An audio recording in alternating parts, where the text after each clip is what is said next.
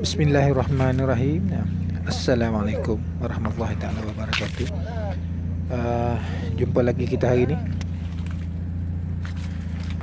Okey, sahabat-sahabat, hari ni saya cuma nak kongsi dengan sahabat-sahabat mengenai pokok jambu madu saya ni. Mungkin boleh menjadi inspirasi pada sahabat-sahabat yang berkebun. Untuk pokok jambu saya ni, saya masih tanam dalam pasu. Berukuran lebih kurang dalam 16 inci pasu ni. Pokok ni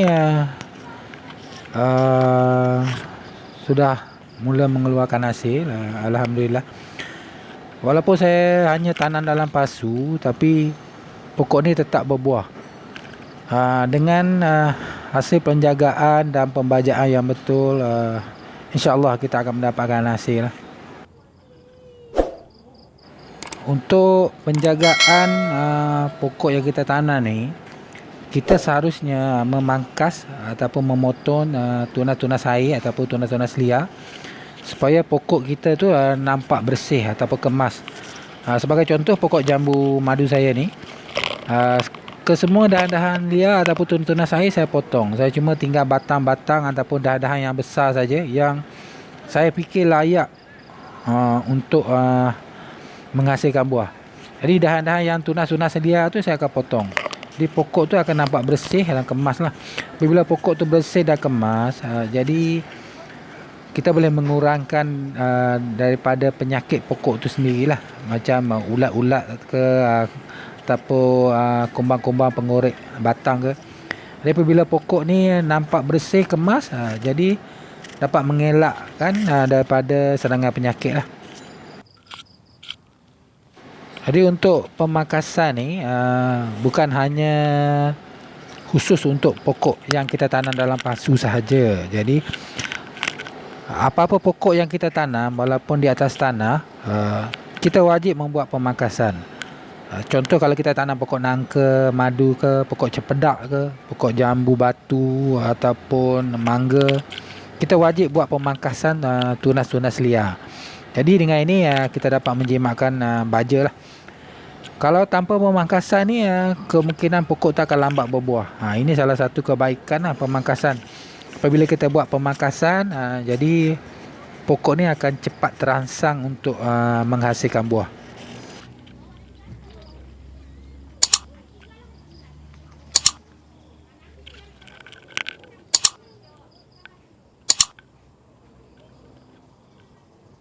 Kalau sahabat-sahabat dapat lihat, keseluruhan ketinggian pokok saya ni tidak melebihi 2 meter. Itu keseluruhan ketinggian lah. Kebanyakan pokok saya ni bawah daripada 2 meter. Tujuan dia untuk kita menyenangkan kita untuk membalut ataupun meracun lah, atau untuk merawat. Sebagai contoh, pokok yang dalam gambar ni, buah dia hampir mencecah tanah. Jadi pokok ni saya tak biarkan dia tinggi. Jadi dahan dia tu sebelum dia naik tinggi, jadi kita tarik, ikat pakai tali, jadi kita tarik. Jadi dahan dia akan jadi mendatar lah. Kalau sahabat-sahabat dapat perhatikan pokok jambu saya ni, buah dia berperingkat-peringkat. Ada yang dah saya balut, ada yang belum mekar dan hampir mekar, dan ada yang masih nak keluar bunga-bunga kecil lah.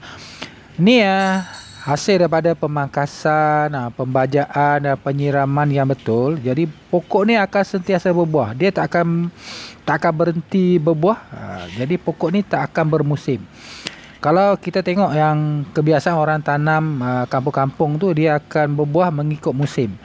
Tapi kalau hasil daripada penjagaan yang betul ataupun perawatan yang betul, pokok ni tak akan bermusim, akan sentiasa berbuah. Untuk pembajaan dan penyiraman, kalau sahabat-sahabat nak tahu dengan lebih detail ataupun lebih terperinci, sahabat-sahabat bolehlah tengok dekat channel saya yang cara-cara pembajaan dan waktu penyiraman yang tepat lah. Saya sudah keluarkan video dan sahabat-sahabat boleh lihat dekat channel saya lah. Okey sahabat-sahabat, saya berharap dengan penjelasan yang saya jelaskan tadi dapat membantu sahabat-sahabat yang baru berjinak-jinak untuk belajar menanam pokok. Jadi apa yang saya dapat rumuskan di sini, kalau kita menanam pokok, kita tak boleh terlampau menyayangi pokok tu. Ini maksud saya kita perlu membuat pemangkasan. Jangan kita tanam biar pokok tu naik merimbun. Nanti pokok tu akan jadi mabuk daun dan tak akan berbuah. Okey sahabat-sahabat, cukuplah setakat ni video saya untuk hari ini. Kalau rasa video ni bermanfaat, boleh share dan like dan subscribe. Pada dan share, like, subscribe, saya ucapkan banyak terima kasih. Assalamualaikum warahmatullahi taala wabarakatuh.